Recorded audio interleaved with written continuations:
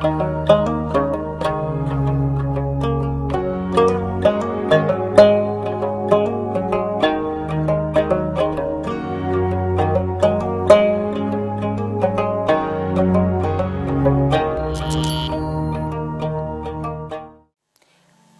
has known the communist regime for their use of force and repression in bullying countries smaller and militarily weaker than them.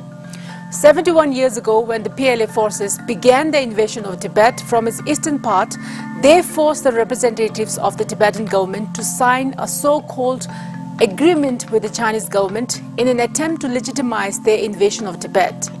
The so-called 17-point agreement signed on the 23rd May 1951 to this day is considered by many as one of the darkest days in the political history of Tibet.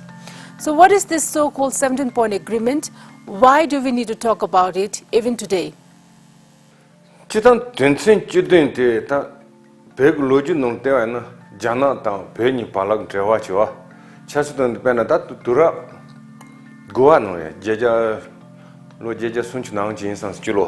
Dedu Jana Tang Penny Palal Chin Chishan Lasak Dung Doring Jio, Dere, did Tijini Jatan Penny Palala, Pejaning Drelango, Chin Jaba, the Anipa, the Tensuchidin Chowder Tachi, Lochiton Chijaha, Gis, Jane. Dejon Tensuchidin Tigi, Deneco, Noma Peg, Nembata, Mao Peg, and Dunlam. That's also to think here. The Ichachi Conan was Chadure. Chitan Jana Gate, Perpushinju, Mentune.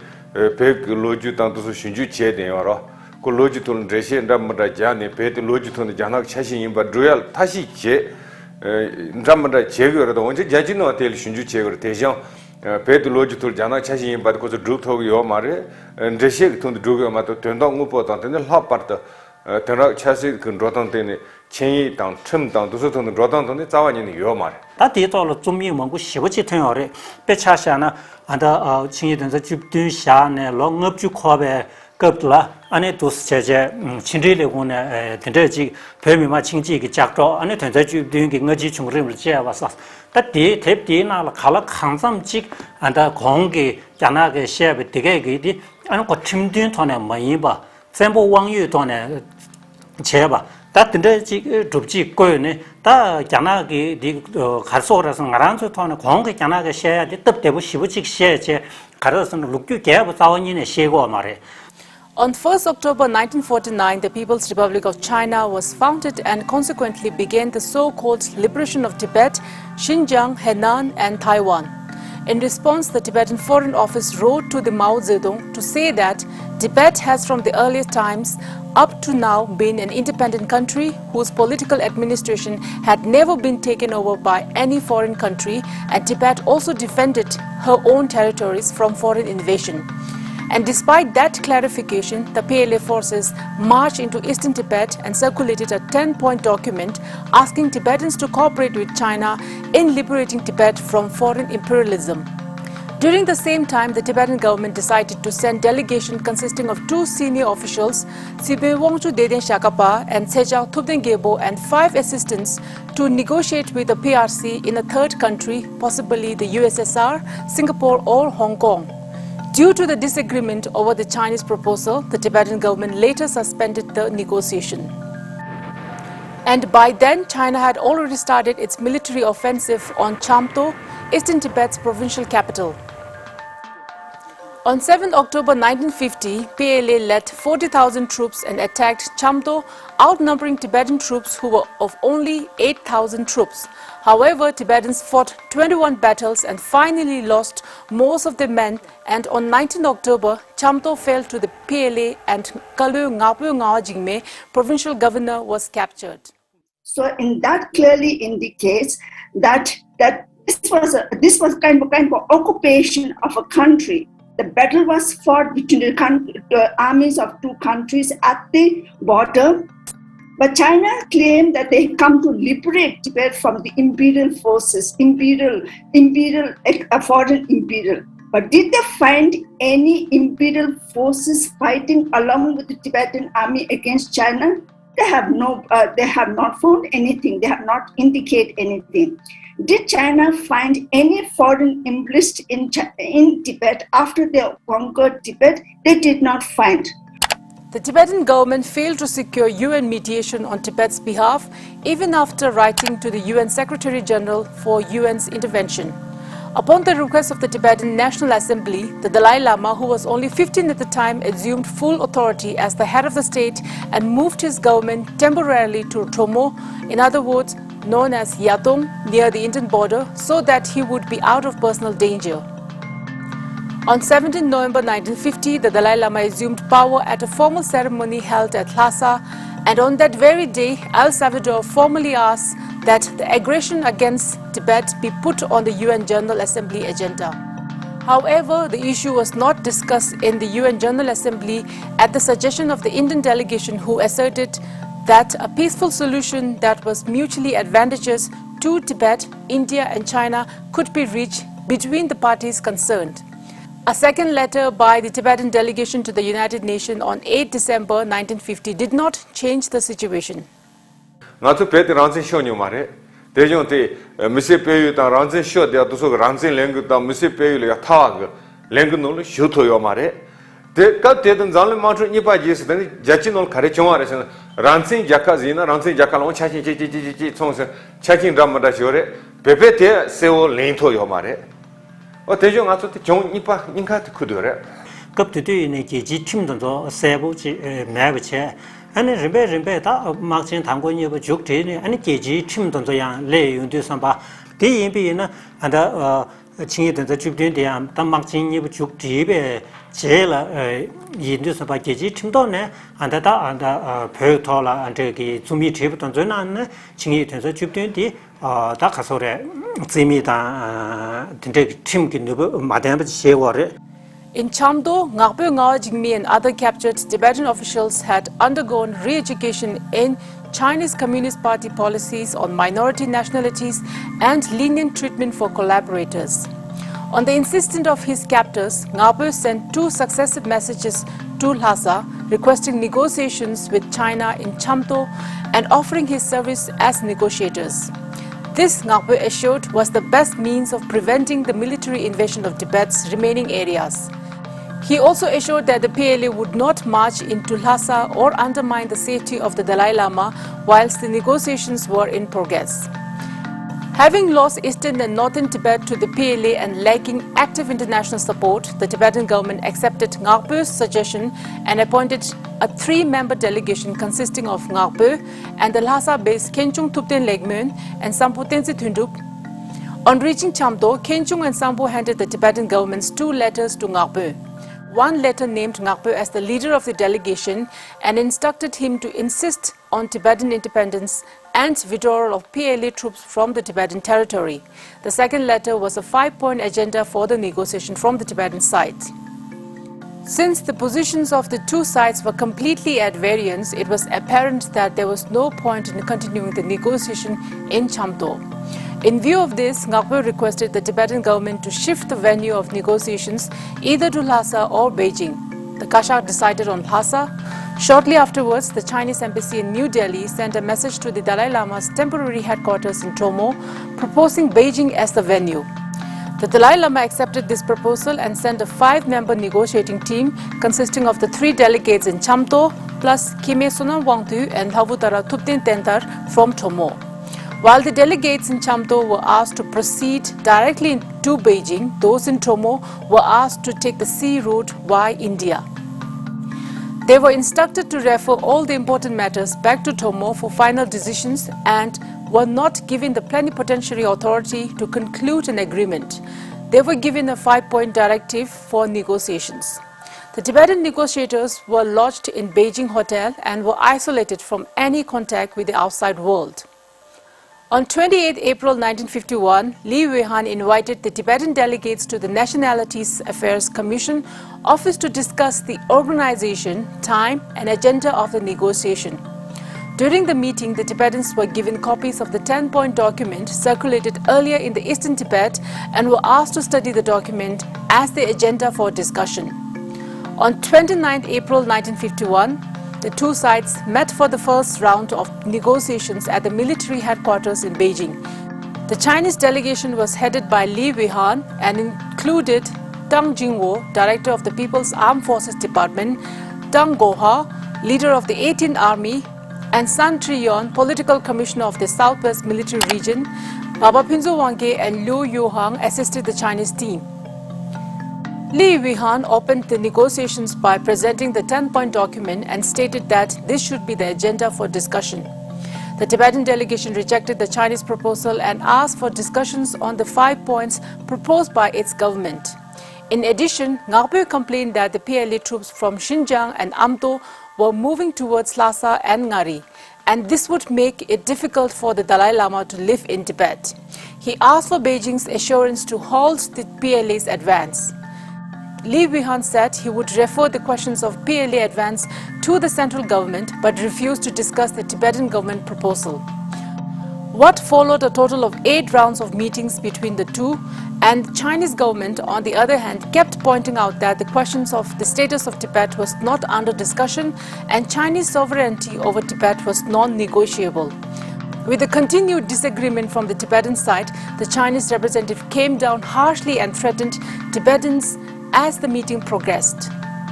For over 3 weeks since the Tibetan delegates' arrival in Beijing, the Chinese authorities had prevented them from having any contact with their government or with anyone who could communicate with their government by calling the nature of the negotiation sensitive and that communicating with Lhasa or Tomo would compromise the confidentiality of the negotiation.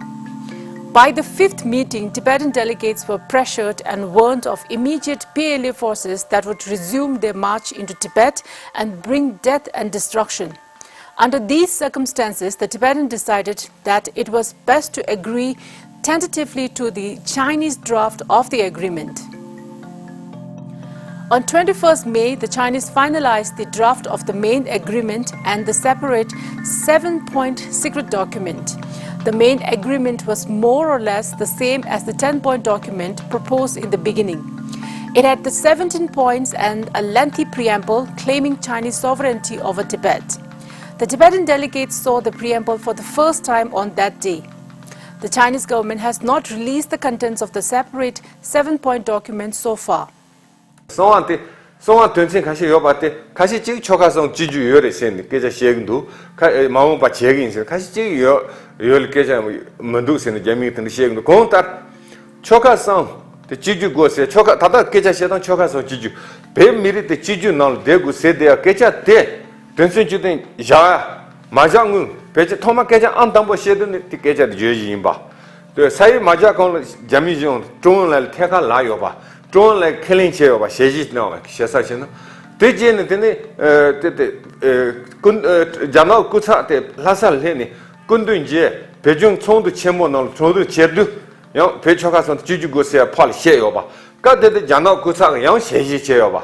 Kuchani got us on Sunday Momon, Lopagnu and Digresin. Dejan Tuso Samache, the Tuso Samante, don't think you think Chashi Imba. The Chinese delegate made it plain that the terms as they now stood were final and amount to an ultimatum. No further discussion was permitted. The Tibetan delegate did not even get to contact its government for instructions. It was given the choice of either signing the agreement on its own authority or accepting responsibility for an immediate military advance on Lhasa. On 23rd May, the Tibetan and the Chinese delegates signed what came to be known as the Agreement of the Central People's Government and the Local Government on Tibet on measures for the peaceful liberation of Tibet. Since the Tibetan delegates were not authorized to conclude an agreement, they did not have their government seal. All they had were the seals of their respective positions in the government. However, they denied having them in order to indicate their disapproval of the agreement. The Chinese then improvised wooden seals inscribed with the names of the delegates and affixed them to the document. At that time, the Tibetan delegation warned the Chinese that they were signing the agreement only in their personal capacity and had no authority to bind either the Dalai Lama or the Tibetan government to it. Ledam Karapeshun Kime, Sleptis Naba, and Jana Rane, Mega Chikju Soje, Jana Gitumi, Jamin Atang, and Pershung Tumingala, and the Ledam to shit in the G, served under Chingit and the Jutuga Toya Yore. Ta Pershung Neri minute Ledam Zuma, Kustungo Resana, Mabi Nawachi make Ledam Kuig Taxan or Samputanzi Tunduki, Korange Samputanzi Tindups Totarange Tea, Kara the Tashiv Tuba to Tiore, the Totarange, and Letam Sonyage, the Awakara the Tashiv Tubatus. The Letam Tonto Chipuni Jigi in this number, Tinte Tacha Noya, Zauni, Gumarwako, Letam Sot Kajimbo, Tinte Gatone Letam to Zuma Yimba, what the Titone, the Church, and Rengshike, Takuna Zema on a Shaba Jig, Tire, and the Pershune Ma turns Nachi. Chile Tamia Casore, Ichi turns and Agita Nangugi turns and as a shore. Gi and the Persian Gita turns out to get Sama, turns out you've done a little Mare. All the chick and the turns out you've done and answer that Tonachi was chicken.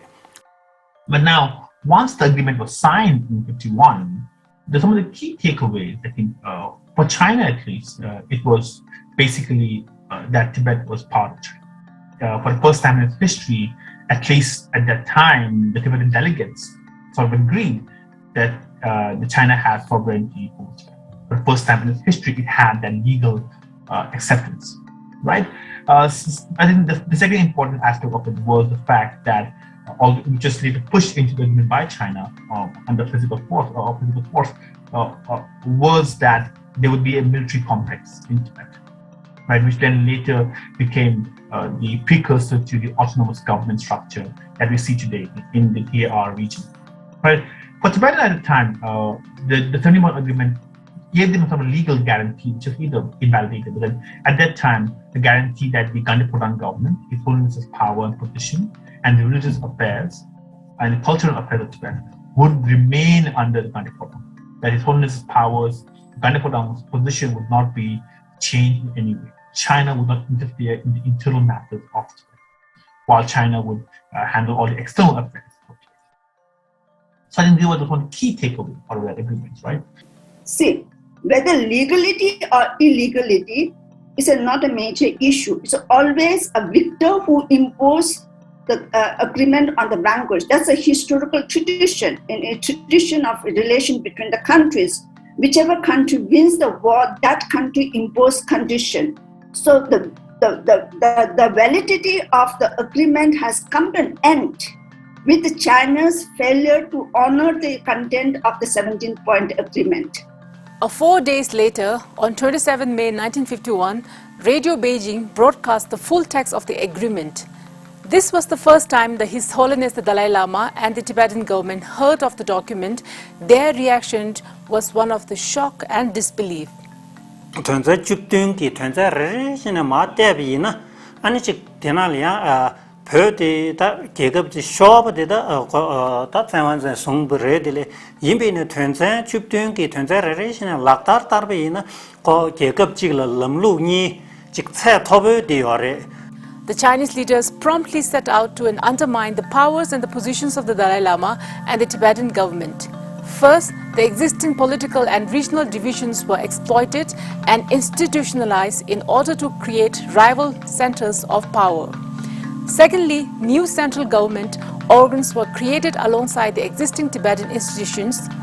Backed by the PLA, these new organs systematically wrested all powers from the Tibetan government. Thirdly, communist reforms were introduced in Kham and Namdo against the wishes of the Tibetan people. The Tibetan way of life was forcefully changed and hundreds of Tibetan religious and cultural institutions were razed to the ground. The Tibetans reacted by taking up arms against the Chinese. Thousands of Tibetans died in skirmishes. Many went to jail and were never seen again. The resistance gradually spread to central Tibet, culminating in the national uprising in Lhasa on 10 March 1959 and the escape of the Dalai Lama to India. China, after the agreement was signed, it retreated onwards, right? It in many ways did not adhere to the provisions of the agreement. It certainly devalued the position of the Gandhi-Pradhan government. It imposed reform in Tibet, the land reforms, for example, economic reforms. The PLA continued to build its presence in Tibet, right? Monasteries were broken down, right? The Tibet's religion, culture, language, even today, is being adversely affected. So, under all these conditions, I would say that the 17-point agreement certainly was invalid. On his arrival in India, the Dalai Lama issued a press statement in Tezpur, Assam on 18 April 1959. In it, the Dalai Lama stated that the 17-point agreement had been signed under pressure from the Chinese government. He issued another press statement on 20 June from his headquarters in Missouri, in which he repudiated the agreement, describing it as having been forced upon Tibet by invasion, threat and deceit. The International Commission of Jurists stated that through this repudiation, Tibet legally discharged herself of the obligation under the agreement.